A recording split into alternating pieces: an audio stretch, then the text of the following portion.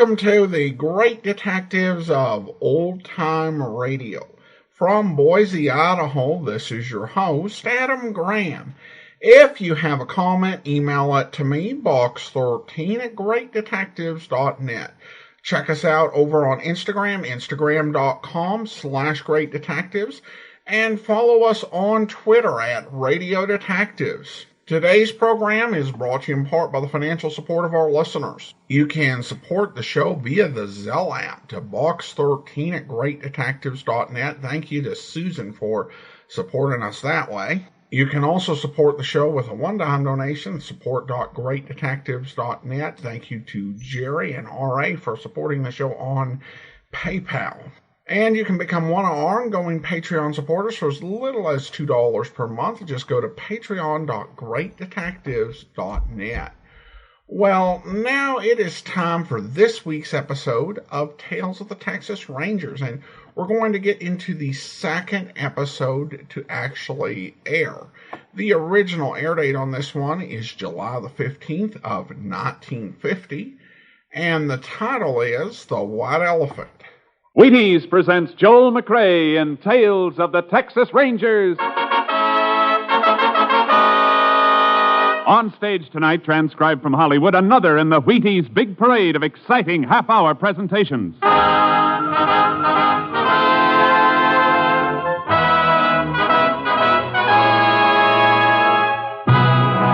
Tales of the Texas Rangers, starring Joel Mcrae as Ranger Pearson. Texas, more than 260,000 square miles, and 50 men who make up the most famous and oldest law enforcement body in North America.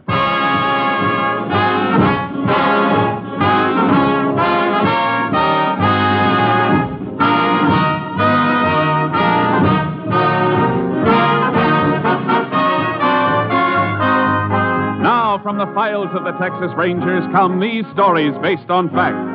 Only names, dates, and places are fictitious for obvious reasons. The events themselves are a matter of record.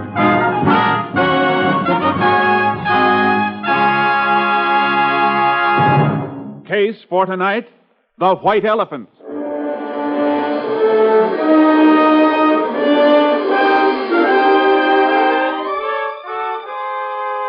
It is January 16th, 1950. The time, 6:28 p.m. A freight train just outside of a West Texas town gains speed and rolls through the gathering dusk.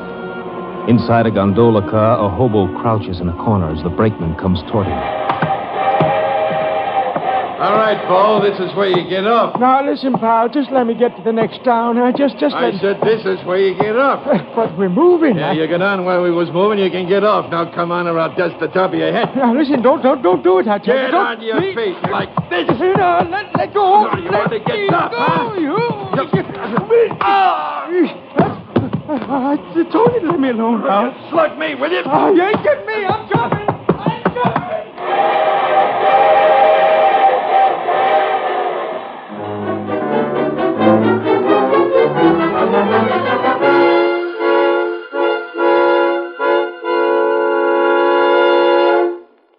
Tales of the Texas Rangers will continue in just a moment. You take a nice, ripe, plump kernel of wheat, and you roll it out flat, and you toast it a little. And what have you got? A Wheatie.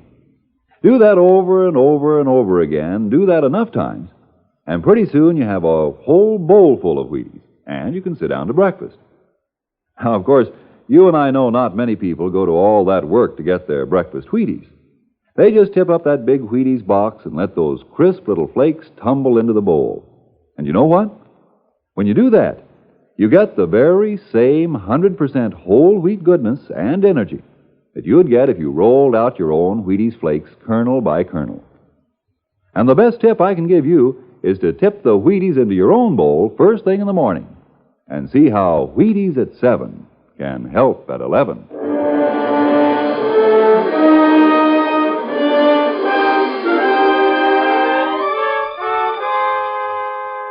At 2:55 a.m. of the morning following the freight train incident, a rancher named Banker noticed a small coupe parked on the shoulder of the road. It bore Oklahoma license plates. Banker turned his spotlight on the car, saw a man slumped down on the driver's seat.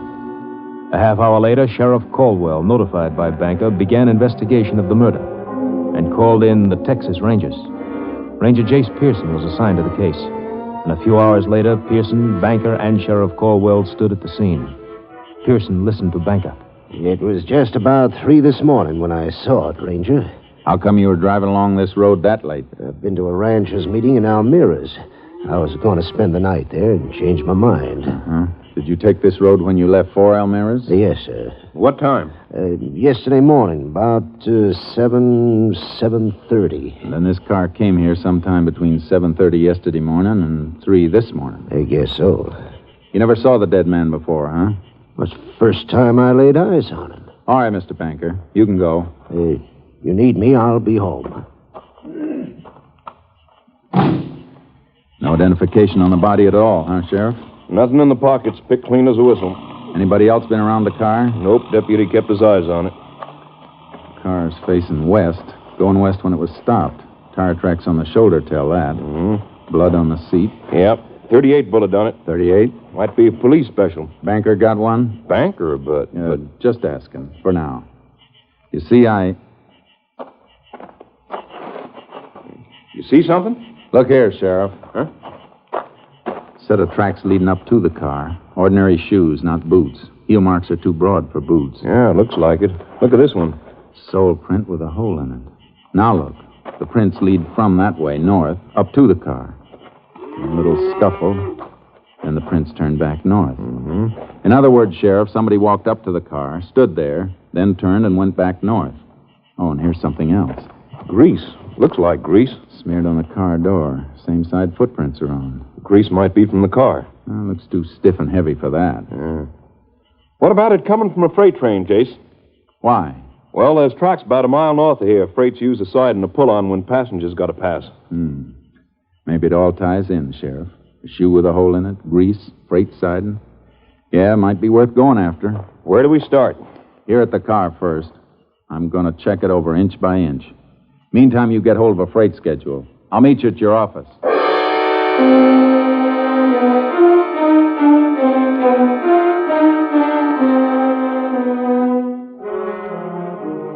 When I checked the car inside and out, I found a few things that were interesting and a little puzzling.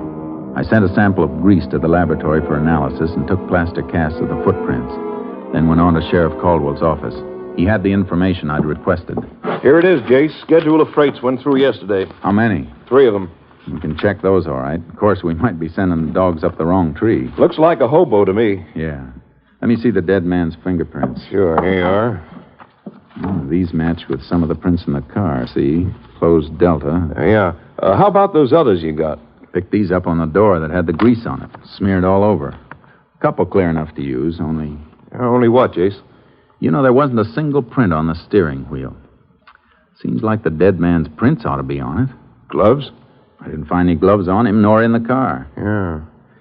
Yeah. By the way, I got a call out if any hobo picked up or seen on those trains. Good. Now, I found these tucked under the sun visor in front of the driver's seat. Gasoline receipts made out to Carl Thompson. Oh, that'll save a lot of checking. We'll forward the dead man's prints anyway. That steering wheel bothers me. Excuse me, Jace. Sheriff Caldwell. Oh, yeah. Good. Hold him. We'll be there as soon as we can make it. Something else, Jace. Brakeman on one of those freights we've been checking has a story. Some hobo slugged him and jumped. Okay, let's go.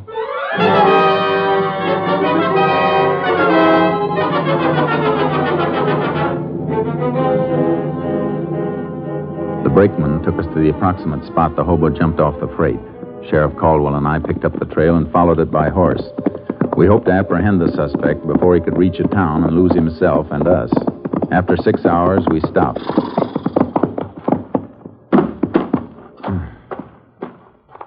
What's the matter, Jace? Tracks are different. Come here and take a look. Different? Yeah, look. The right print's a little deeper, favoring his left a little. Hurt himself, huh? Must have twisted his leg when he took the jump off the freight. Kept getting worse. Sat down here, smoked a cigarette. Here's the butt. He ain't going to make such a good time with a bum leg. We've been traveling at a steady trot. Uh-huh. Okay. Let's get going. The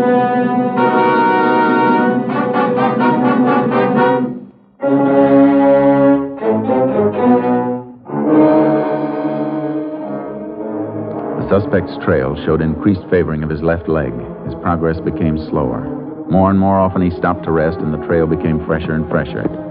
Evidence in a deserted shack showed suspect had rested there for quite a while. We picked up the trail again. We're getting close, Sheriff. How do you know? Noticed something just now. Take a look at these prints. Same as the ones we've been following. Not quite. Hole in the right shoe. It's not that. I'm talking about this anthill he crushed. Well, what about it? Quite a few of the prints had anthills in them, crushed and rebuilt. So? Ants start working on a new hill when the old one's been tramped down. This one's so fresh they haven't had time to rebuild. Hey, that's right. He can't be far off. So we better leave the horses tied up here, Sheriff, and start moving on foot.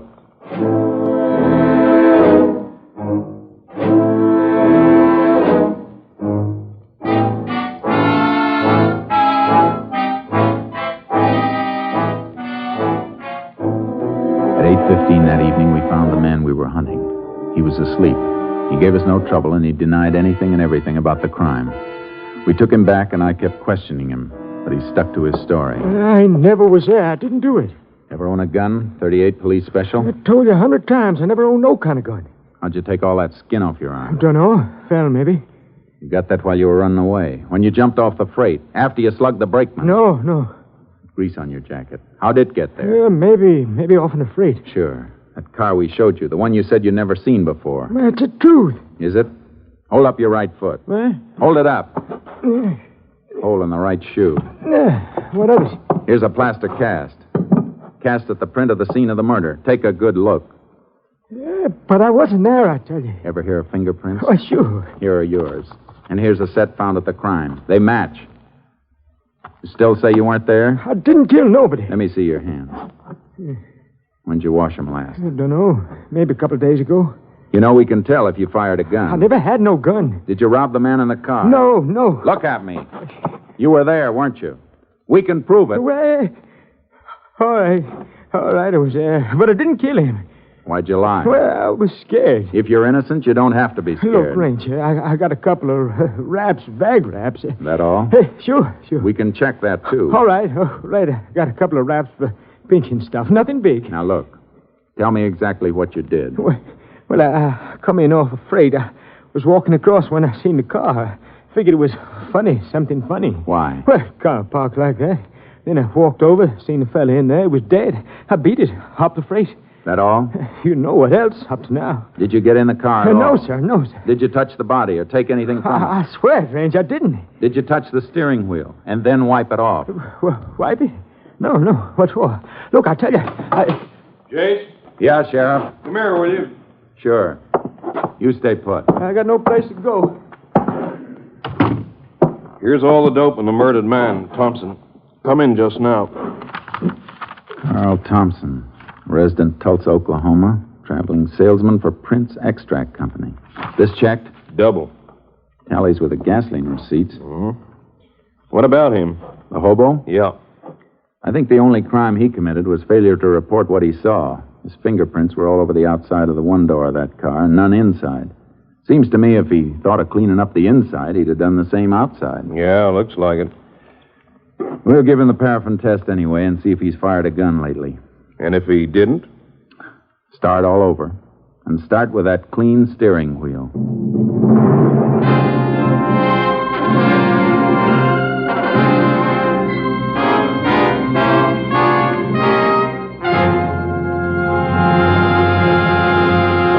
In just a moment, we continue with Tales of the Texas Rangers, starring Joel Mcrae as Ranger Jace Pearson. I guess nobody gets much of a taste treat out of taking their calcium and iron and phosphorus or their vitamins straight. But you simply have to have all those things to keep feeling good. And you should have them first thing in the morning, too. Because morning's the time you do most of your big day's work. That's when you really need the energy. You see, morning is the time when you really should... Wait a minute, Frank. Why don't you just tell them this? See how Wheaties at 7 can help at 11. Why, you took the words right out of my mouth, of course. Wheaties at 7. Because Wheaties have all those vitamins and minerals. That's how Wheaties give you the zip it takes to feel eager and ready for anything all morning long. Whether you drive a truck or plow a field or if you're just plain busy with a multitude of household duties. And Wheaties do you another big favor. Wheaties wrap all those vitamins up in a wonderful, sunny, toasty, nut-like flavor that fairly hollers, "Give me some more." Wheaties are crisp. They're munchy. You know, fun to chew on. Taste as good going down as they make you feel when they get there. So do this, will you? Not for me, but for yourself. Hurry on down to the Wheaties tomorrow morning and just see for yourself how Wheaties at 7 can help at 11.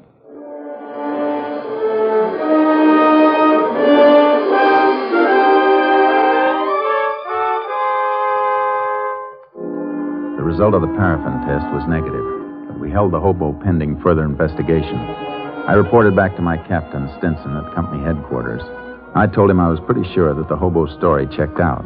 Yeah, it looks like it. But somebody killed Thompson. Killed him and then drove him in his own car to where that rancher spotted it.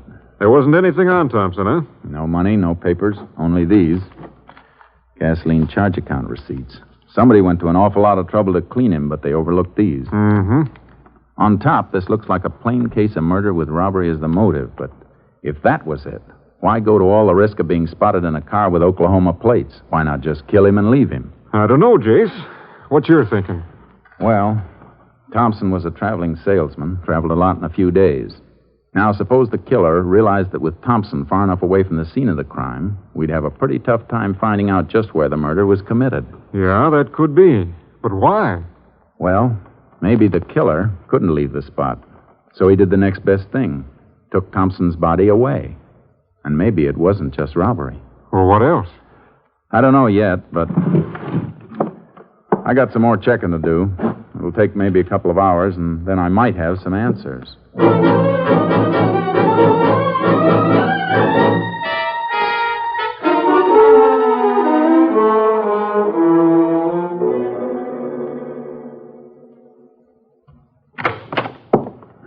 Well, a couple hours on the nose, Jace. You get anything new? Some more dope on Thompson, Captain. He never carried much money, never was known to have picked up a hitchhiker, and I got a pretty good idea of where he was killed. These gasoline receipts tell a fair story. Yeah? How? Well, this one, for example, dated the 15th day before he was killed, made out in Bannon. He got 16 gallons of gas there. Oh, did you ever think somebody else might have been using his credit card? Yeah, but Thompson traveled that route pretty often. Chances are he was well known at the service stations. Yeah, that's right. Okay, go on. I ran a mileage test on his car. He got about 17 miles a gallon. Now, his tank holds 16. I did a little figuring. Just about enough gas was used to get him from Bannon to where his body was found. But he could have been killed anywhere between Bannon and where he was found dead. Sure, I know that. But it still looks like my next stop is Bannon.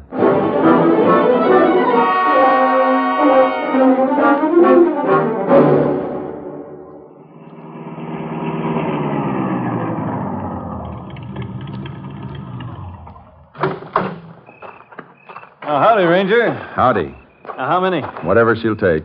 Sure thing.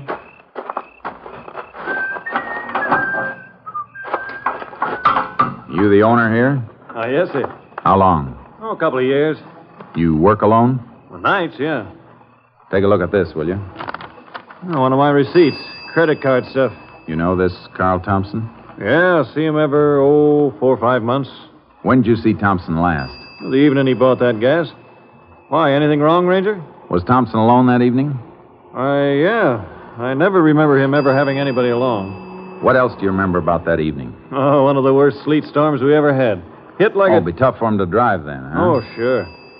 Well, hey, he was asking about some place to stay. You never stayed in Bannon before? I don't know. Leastways, he didn't know much about the places. I told him to try the hotel. He said it was full up. He said the motels were jam-packed. The lousy weather. You know where he went? Well, said he was going to try and find a place along the highway. Why, anything wrong? Plenty. Here's for the gas. I might come back and ask you some more questions. Thanks.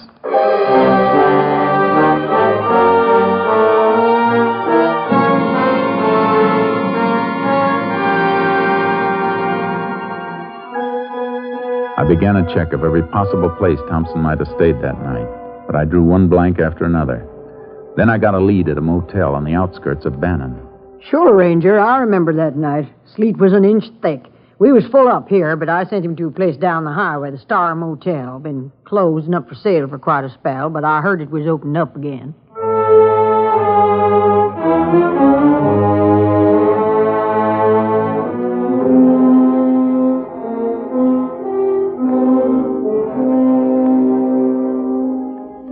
I went to the Star Motel.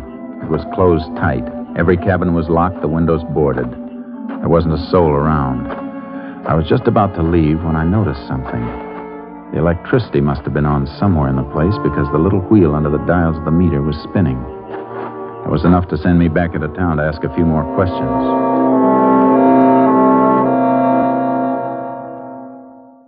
Now, let me see, Ranger. Star Motel. Yes, sir. Here's what we want right here. Uh-huh. Are these all the electricity bills? Yes, sir. Let me see. Up to 3 months ago, the bills were just for meter installation, minimum service charge. That's right, Ranger. But for the last 3 months, $475, $389, $560. Kind of funny, isn't it? The place is closed, but for the last 3 months, the bills have averaged over $4 a month. Didn't that seem peculiar to you? Well, Ranger, we just... Sure, I know. Now, can you give me the name of the person to whom these bills were sent? Get it for you right away.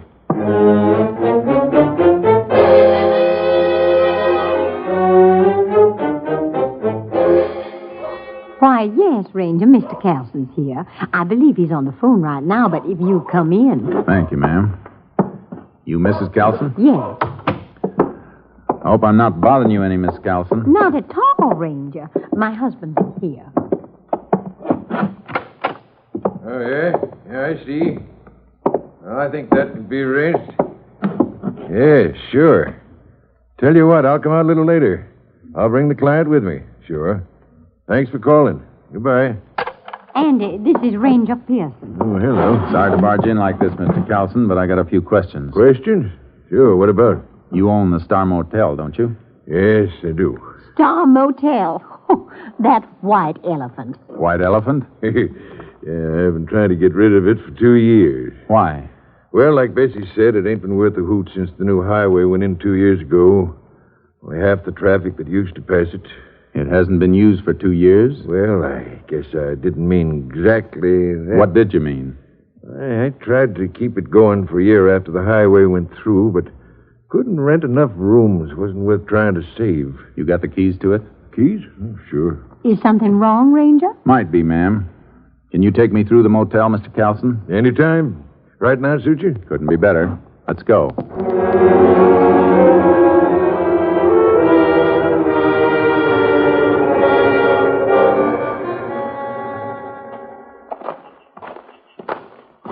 I ain't been out here for close on 3 or 4 weeks. Did you go through the cabins then? Oh, just take a look, see. Kids sometimes fool around. That's why I boarded up the windows. Want to take a look in the office? Yeah. Go ahead, Mr. Carlson. Sure.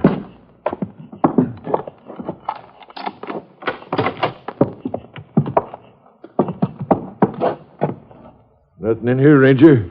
Nope, there's not. Anything in particular you're looking for? Yeah. You have this floor washed lately? Oh, heck no. Ain't no use paying for something like that. It's been washed recently. Huh? But why? How do you know? Scrubbing wood with hot water always raises the grain, and hot water isn't as good as cold to wash out blood stains. Blood? Blood? Reach! Both of you! What's the matter Hands with away you? from the guns, Ranger. Both of you, sit down. Go on. Come on. What the devil is this? Who are you fellas? My guess is a couple of men I want for murder, Mr. Carlson. Murder? Just cut the telephone wire. Everything okay? Yeah, brush that guy. Me? Why? I never carry a gun. Well, we'll just make sure. Yeah, he's clean. All right, now strip the Ranger's gun belt. Wait a minute. You got the drop on me. Maybe I'd have to be a fool to draw. But if you don't want me to be a fool, don't touch these guns. You try and take them off me, and I'll go down using them, and I might get lucky. All right, Locke. Let him alone. He's too smart to start anything.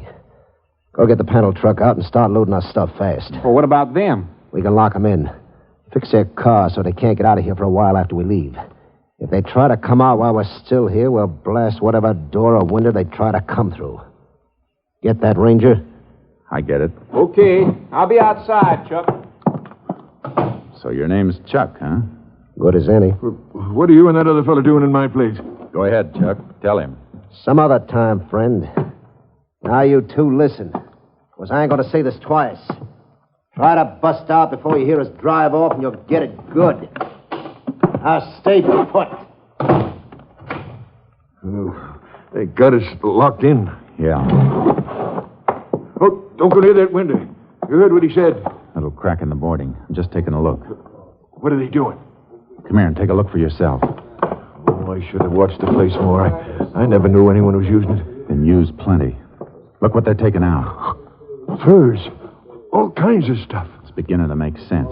Closed down motel made a nice storage bin for stolen unsmuggled goods till they could run it to the markets. Oh, they'll get away. You said there was a murder. Take it easy, Mr. Carlson. We'll get them. Oh, they'll be across the border in a half an hour before we could even reach a phone. Maybe you better take a chance and get shot down in cold blood? No. But we'll get them all right. Know why, Mr. Carlson? Why? Because you helped.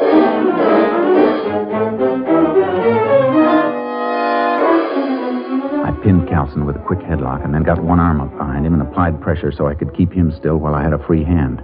I reached into his jacket and found what I was looking for under his shoulder. Then I pushed him away. Oh, you crazy? You almost broke my arm. Shut up, Carlson. Did you think I saw this gun bulging under your coat and they deliberately missed it when they frisked you? You played it real smart, almost. Well, I don't know what you're talking about. This gun and the electric bills. You paid them. Paid bills that were being run up in a place that was supposed to be shut down. Seemed kind of funny you never complained to the power company. So what? Well, So you got a phone call from your friends out there. They tipped you because they saw me nosing around here earlier, right?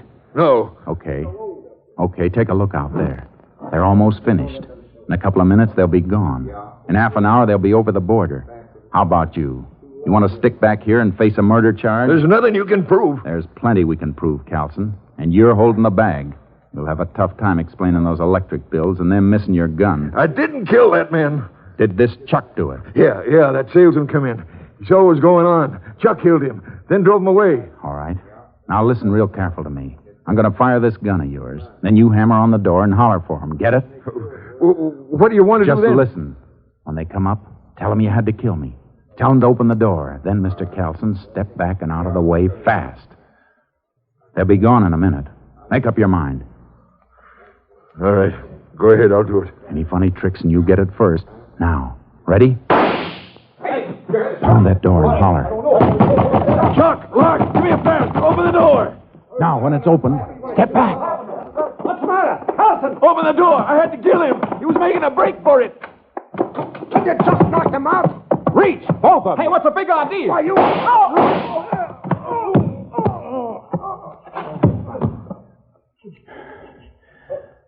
We'll come back for him later, Carlson. Meantime, let's you and me get back to town. I got you a deal for this White Elephant Motel. You can trade it for a jail cell.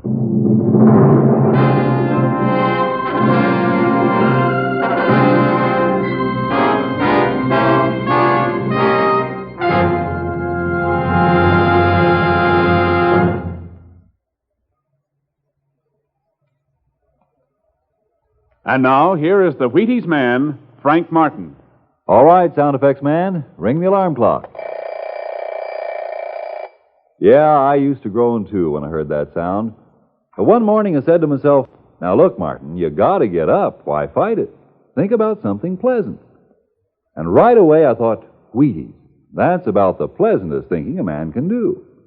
Why, when you figure you can sit down to a bowl of good, crisp Wheaties and then feel like tackling the world, when you know a bowl of Wheaties and milk and fruit can help you work good because you feel good, why, it almost makes you want to shake hands with your alarm clock. And when you hear it come morning, roll out happy, reach for the big orange and blue box, and see how Wheaties at 7 can help at 11. Next week, Joel Mcrae in another authentic reenactment of a case from the files of the Texas Rangers.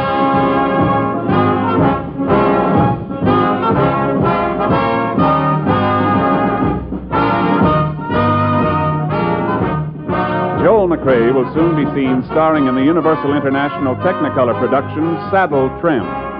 Tonight's cast included Tony Barrett, Paul Mcrae, Lou Krugman, Jeff Corey, Robert Bruce, Byron Kane, and Jeanette Nolan. This story was transcribed and adapted by Russell Hughes. The program was produced and directed by Stacy Keach. And this is Hal Gibney speaking.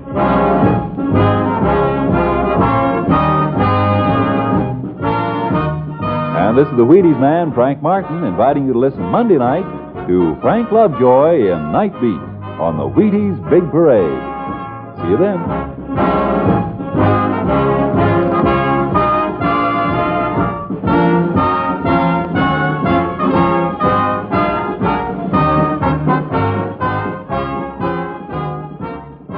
Listen tomorrow for the Summer Symphony. Now it's Basin Street time on NBC.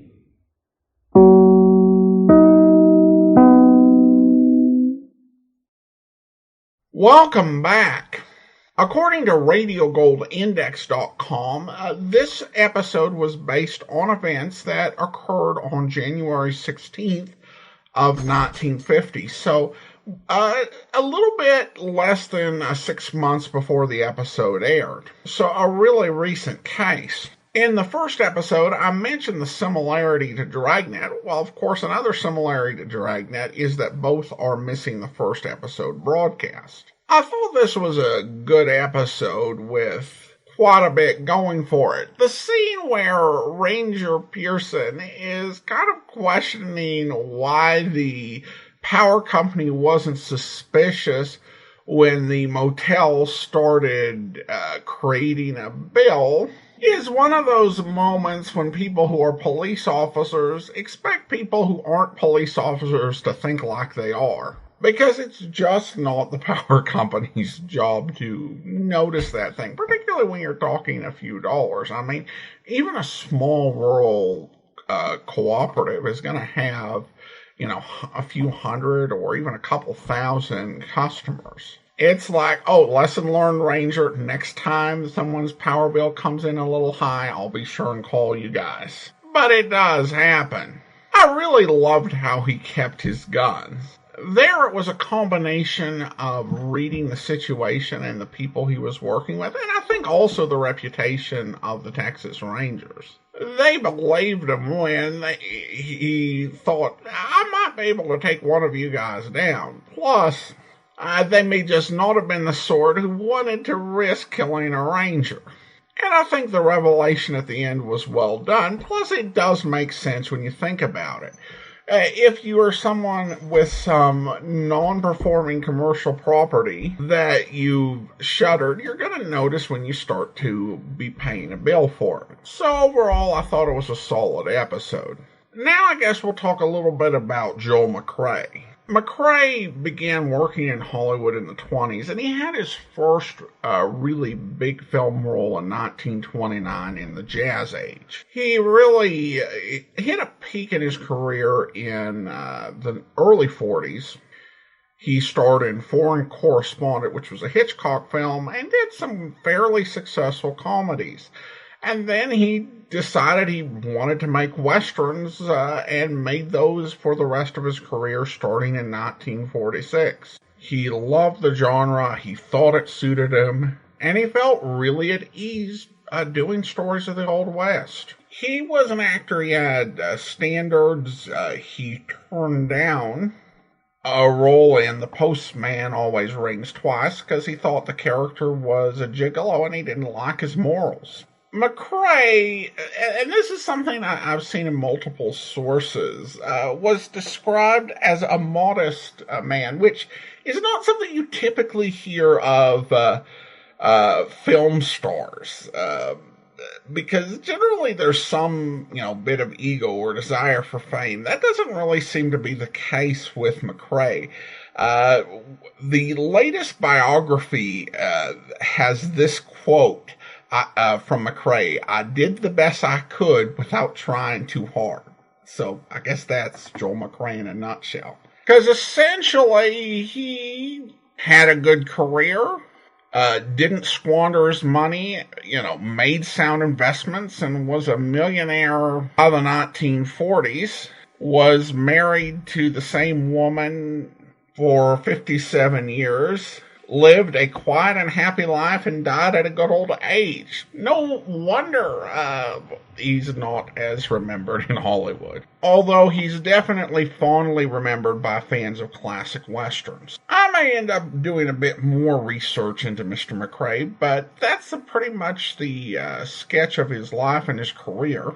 I think that coming to work on Tales of the Texas Rangers, even though it's not a set in the Old West, it definitely fits with the profile of the sort of projects that he was drawn to in this part of his career.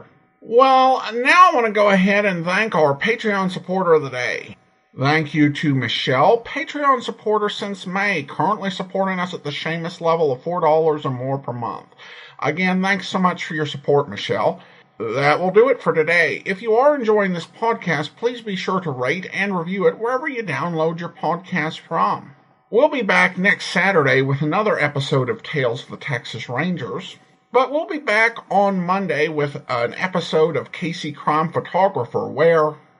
You keep something valuable in that trunk, Miss Hodges? Why, nothing any burglar could cash in on, very heavy. I use it for storage. There's mostly just clothes in there and linens. Miss Williams, well, it's kind of what you call my hope chest. I see. Just because a girl is big doesn't mean she has to die an old maid. Well, you're not the old maid type, Miss Hodges. I ain't going to be one either. Say, is everything in this room just as it was when you discovered those two men? Pretty near the same. This dresser set looks like silver. Teddy Sterling. I won it in the ladies' wrestling contest. I hope you'll join us then. In the meantime, do send your comments to box13@greatdetectives.net. Follow us on Twitter at Radio Detectives. And become one of our friends on Facebook, facebook.com/Radio Detectives. From Boise, Idaho, this is your host, Adam Graham, signing off.